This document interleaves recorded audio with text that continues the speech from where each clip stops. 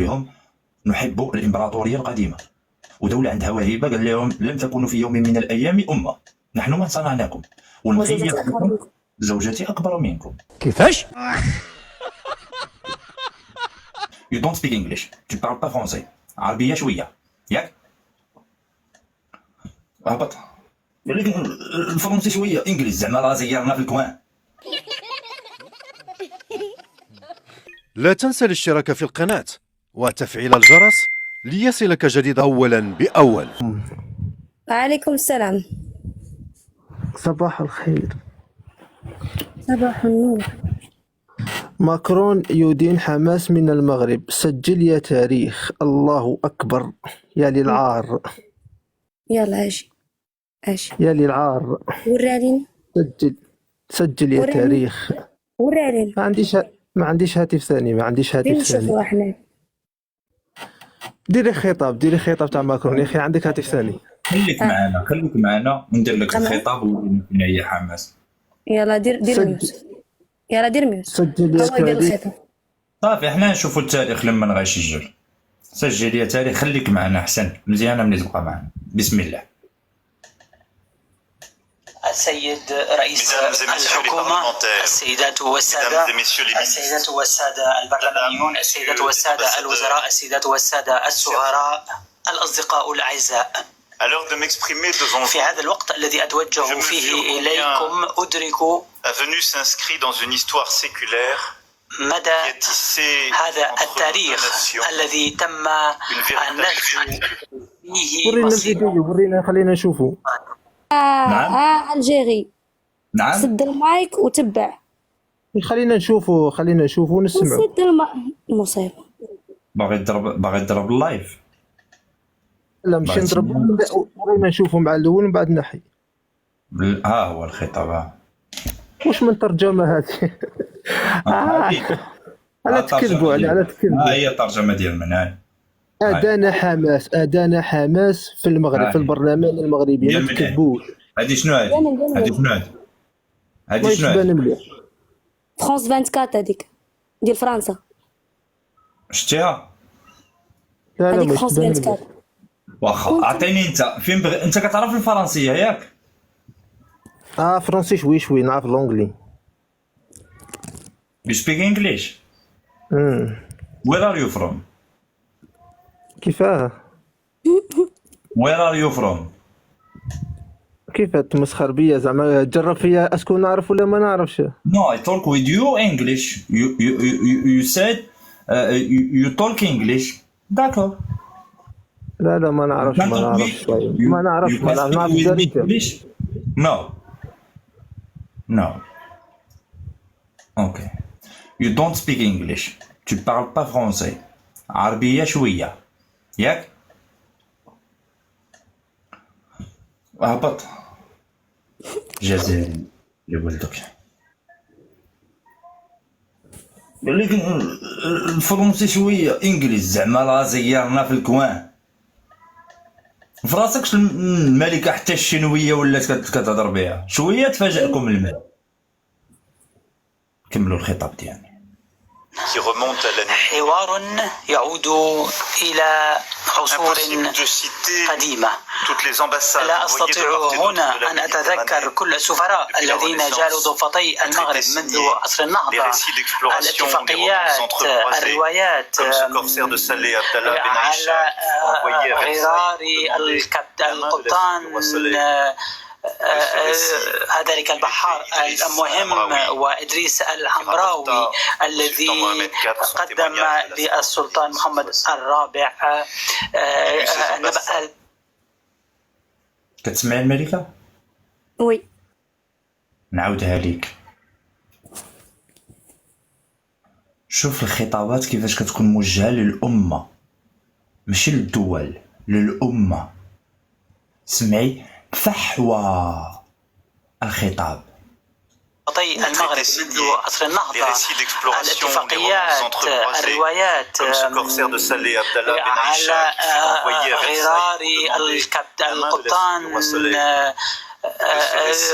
ذلك البحار المهم وإدريس العمراوي الذي قدم للسلطان محمد الرابع نبأ الانتصار. وكان هناك أيضا السفراء بشأن التجارة وأمن البحر، ولكن كان هناك أيضا الفنانون حيث الذين كانوا يتوجهون إلى المغرب بنظرة قوية، دولاكخوا، ماتيس، ماجوريل، وكل الفنانين والرسامين الرحالة الذين نظروا إلى المغرب.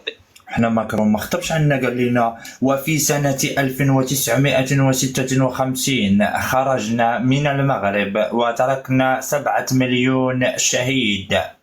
قالهاش لنا، جبد لك 1863 وما وراءها محمد الرابع. وقت تكلم على عصر النهضة وشنو قال فيه؟ قال لك أبلغه القبطان للسلطان محمد الرابع بنبأ الانتصار. سمعي الملكة. وإدريس العمراوي الذي قدم للسلطان محمد الرابع نبأ الانتصار. وكان هناك أيضا السفراء بشأن التجارة وأمن البحر، ولكن كان هناك أيضا الفنانون حيث الذين كانوا يتوجهون إلى المغرب بنظرة قوية، دولاكخوا، ماتيس، ماجوريل، وكل الفنانين الرسامين الرحالة الذين نظروا إلى المغرب باحترام وإعجاب. نعم، نحن ننتمي إلى هؤلاء وهم الذين ينيرون ذاكرتنا المشتركة. نعم، إن كانت هناك بعض التعاملات غير المتساوية وعصر أيضا الانتدابات، والمغرب لم ينأى عن تلك أعمال العنف للفترة الاستعمارية. وبعد ذلك كانت هناك اتفاقات واتفاقية فاس، وتم التأكيد على وجهة النظر. وكان آنذاك أيضا هناك رجال يسعون إلى احترام وأيضا حب هذه الإمبراطورية القديمة. عاود لي عرفتك، أقسم بالله عرفتك تقولي أنت الملكة ديالك. كرجال يسعون إلى احترام وأيضا حب هذه الإمبراطورية القديمة والعريقة. سمعتوا؟ مش احنا اللي قلنا، اللي قال لكم بأن مرتي كبر منكم وإحنا اللي أسسناكم. قال لكم على المغرب كان له رجال يريدون احترام، فرضوا الاحترام ديال فرنسا على الإمبراطورية القديمة والعريقة. انت دزتي البارح والإمبراطورية كانت قديمة وعريقة من نفس المستعمرة. شتي الهيبة والوزن شنو كيديروا؟ شتي الهيبة والوزن الملكة اللي كنبقى نهضر لك عليهم دائما. شتي دولة عندها هيبة مع دولة عندها وهيبة، هو ماشي شي فرق كبير، هي الواو، ولكن الواو حيد كل شيء، بدل المعاني كاملة. دولة عندها هيبة جا عندهم قال لهم نحب الإمبراطورية القديمة، ودولة عندها وهيبة قال لهم لم تكونوا في يوم من الأيام أمة، نحن من صنعناكم، والمخير فيكم زوجتي أكبر منكم، والمخير فيكم اللي كيقول فحال أنا سميتي فرنسا أجي عندي مرحبا بك.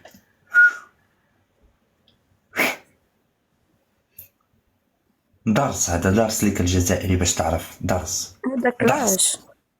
هذا درس باش تعرفوا الفرق ما بين الدولة والأمة. من بين هؤلاء لو ماسينيون، جان بيرك، وإلى حد ما أوبر ليوتي، ولكن مع ذلك الجمهورية كانت عمياء بشأن ما كان يحدث لدى الشباب المغربي والذي سيمثله لاحقا محمد الخامس. وبعد ذلك هؤلاء الرواد الذين شكلوا لجنة فرنسا المغرب مع فرانسوا مورياك وفرانسوا ميتيران وقاموا بدعم مع أميدي لوفيرف من أجل بناء كنيسة مدلين من أجل تحرير المغاربة.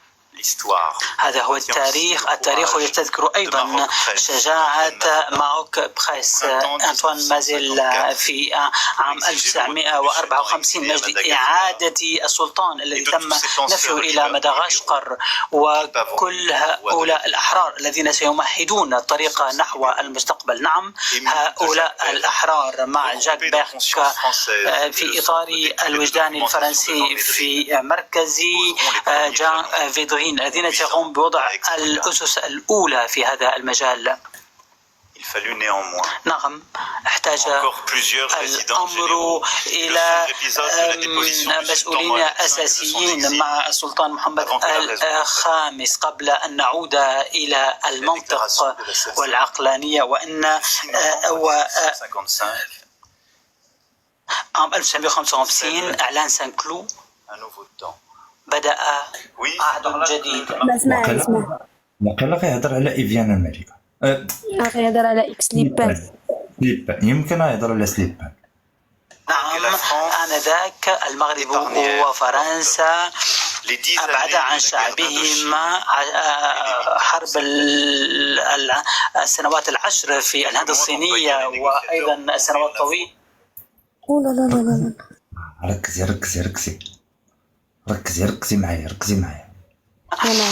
أبعد عن شعبهم حرب السنوات العشر في الهند الصينية وأيضا السنوات الطويلة للحرب الجزائرية، وبالتالي تم التأكيد على هذا التاريخ بين البلدين، وهذا سمح لفرنسا والمغرب تجاوز هذه الجراح التي تعود إلى الفترة الاستعمارية.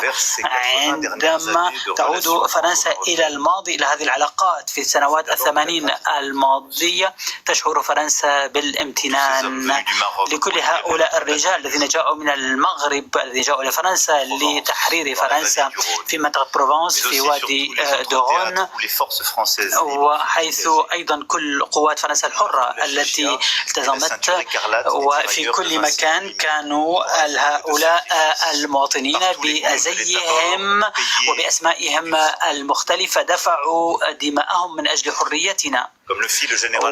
وكذلك عندما قال جنرال دوغول واعترف بسلطان متحمس كما قلت ذلك في مقبرة سان رافائيل، أريد هنا مجدا أن نعبر لهم عن احترامنا وعن امتناننا.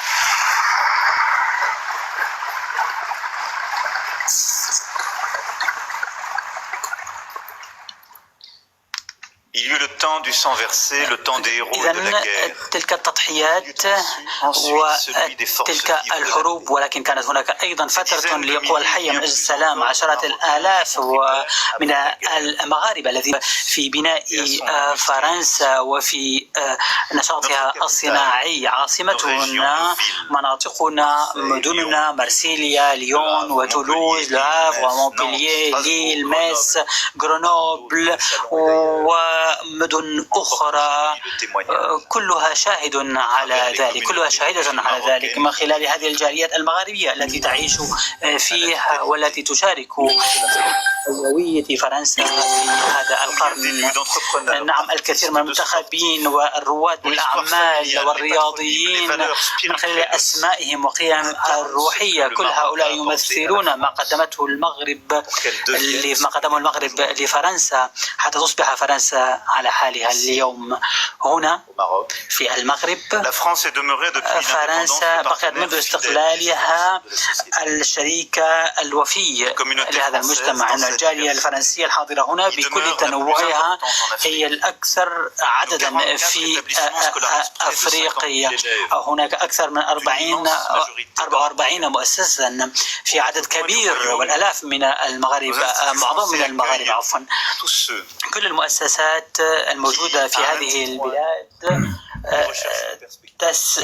تستضيف كل من يبحثون عن أفق تعلم اللغة العربية للذهاب إلى فرنسا للدراسة أو للتواصل مع الفنانين والنقاش. ونعم، وهنا أيضا أريد أن أؤكد أكثر من 5 مليون فرنسي يأتون كسياح إلى هذا البلد. نعم، في كل زمان وفي كل مكان عندما نتحدث عن فرنسا والمغرب علينا أن نرى بأن نحن أليفون، لسنا غرباء عن بعضنا البعض. ليس فقط لأن سنوات الأندلس كانت إسبانيا بلد تبادل مع ثقافتكم في إشبيلية والجنوب كلها شهود على هذه الأعمال، ونحن نستذكر هنا في مخيلتنا كل ذلك. نعم، نرى كل هذه الأعمال التي هي تمثل هذا الحب الفرنسي المغاربي كانت موجودة في الأندلس، ليست أوروبا وليست مغاربية، هي مزيج في هذا البلد من المال والذهب. وأستذكر هنا مقولة أراغون حيث هناك الأغاني والأهازيج والمدن، وحيث الرياح تحمل عطر والروائح الطيبة. نعم، فرنسا دور مهم كمعبر نحو أفريقيا ملموسة. نعم، وبالنسبة للقراء الفرنسيين للكتاب من أصول مغربية وفرنسية، بعضهم حاضر، أستطيع التذكير عبد اللطيف العابي، ليلى سليماني، طاهر بن جلون، والحائز على جوائز فرنسية مرموقة. نعم، هذا هو أثر الأدب الواقع المغربي المعقد الثري والمتناقض أحيانا، هو موضوع كبير. هذا ما قاله طاهر بن جلون، ويعطي أيضا هذه السرية لهذه الحيوية المهمة. وفي هذا الوقت مع جلالة الملك محمد السادس قررنا كتابة كتاب جديد معا. أريد أن أتشاطر معكم يقيني بأن هذه العلاقات ستتعزز. وفي هذا المجال أريد أن أشكر جلالة الملك على كلماته القوية التي عبر عنها في 11 من تشرين الأول أكتوبر الماضي إزاء فرنسا في هذا المكان.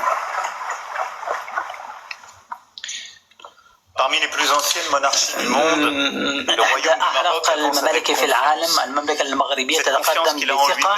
هذه الثقة بنفسها وبمالكها، أن هذه الثقة بالتاريخ وبهذا الشباب الذي يود مواكبة انبثاقها.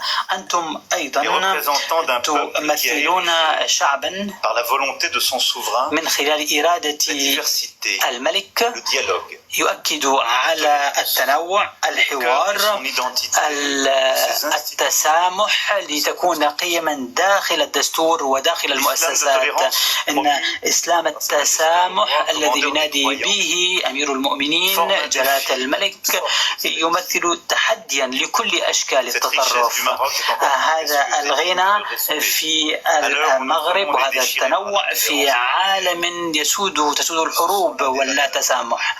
هذه هي القيم التي تتقاسمها فرنسا بقوة، والتي تؤكد على النهوض بها في أوروبا كجهة فاعلة على المسرح الدولي، ولكن من خلال بقائه بوثقة للتنوع الثقافي والفني والفكري، وبفضل كل أولئك الذين ساهموا في ذلك.